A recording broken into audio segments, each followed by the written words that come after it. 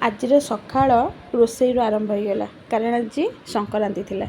ସେଥିପାଇଁ ରୋଷେଇ ଚଟାପଟ ସାରିଦେଲି। ଆଉ ବହୁତ ପ୍ରକାର ଆଇଟମ୍ ବି କରିଥିଲି ସଂକ୍ରାନ୍ତି ବୋଲି। ଖଜୁରୀ ଖଟା, ଜହ୍ନି ଭଜା, ଡାଲମା ଆଉ ଆଳୁ ଚଟଣି ବି କରିଥିଲି। ମୋତେ ଆଳୁ ଚଟଣି ଗରମ ଭାତ ମାନେ ଆମ ଅରୁଆ ଭାତ ଡାଲମା ସହିତ ବହୁତ ଭଲ ଲାଗେ। ଆଳୁ ଚଟଣି କରିଥିଲି। ତେଲ, ପିଆଜ, ଫୁଟଣ, ଆଳୁ ଦେଇକି ଚଟଣି କରିଦେଇଥିଲି।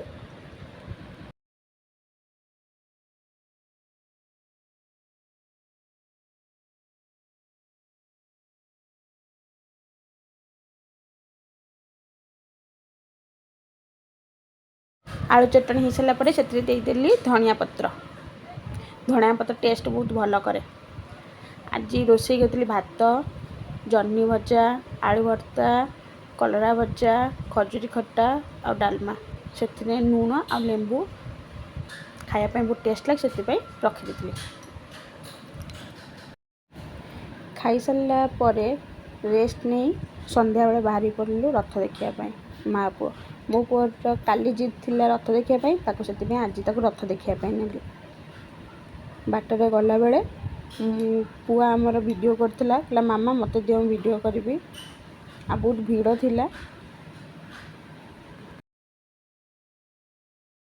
ଠାକୁରଙ୍କ ପାଖରେ ପହଞ୍ଚି ସାରିଲା ପରେ ପୁଅ ତା'ର ଦୀପ ଦେଲା। ଠାକୁରଙ୍କୁ ଦୁଇ ହାତ ଟେକିକି ନମସ୍କାର କଲା।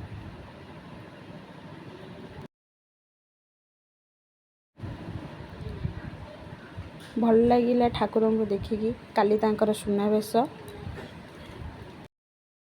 ଠାକୁରଙ୍କ ପାଖରୁ ଆସିଲା ପରେ ପୁଅର ଗୋଟେ ଜିଦ୍, ଖେଳିବ। ମିକି ମାଉସ୍ ଖେଳରେ ଖେଳିବ। ସେଥିରେ ଯେତେ ଖେଳିବା ପାଇଁ ସେ ଯେତେ ଭଲ ପାଉଛି, କିନ୍ତୁ ମୋତେ ତାକୁ ଡର ଲାଗେ ସେଇଥିରେ। ଖେଳ ସାରିଲା ପରେ ଆମେ ବାଟରେ ଆସିଲା ବେଳେ ଦେଖିଲୁ ଭଜନ ସନ୍ଧ୍ୟା। ବହୁତ ସୁନ୍ଦର ଗୀତ ଗାଉଥିଲେ। ବହୁତ ଭଲ ଲାଗିଲା ଶୁଣିକି। ଆଜି ଗୋଟେ ଭଲ ଜିନିଷଟେ ହେଲା, ବାଟରେ ଆସିଲା ବେଳେ ଗୋଟେ କଇଁଛ ଆମକୁ ମିଳିଲା। କଇଁଛ ଦେଖନ୍ତୁ ଗୋଟେ ବାଲ୍ଟିରେ ପୁରେଇକି ରଖିଲି। ବ୍ଲାକ୍ କଇଁଛ ନୁହେଁ, ସେଟା ଗୋଲ୍ଡେନ୍ ଭଳିଆ ଦେଖାଯାଉଥିଲା। ତାର ପୁରା ଭିଡ଼ିଓ ଆପଣଙ୍କୁ ଲାଷ୍ଟରେ ଦେଖିଦେବେ। ବହୁତ ଭଲ ଲାଗୁଥିଲା। ଆଉ ସେ ବହୁତ ଡରିକି ଥିଲା, ଯାହାଦ୍ୱାରା କି ଆମେ ତ ହାତ ମାରିଲା ବେଳେ ସେ ପୁରା ଡରି ଯାଉଥିଲା।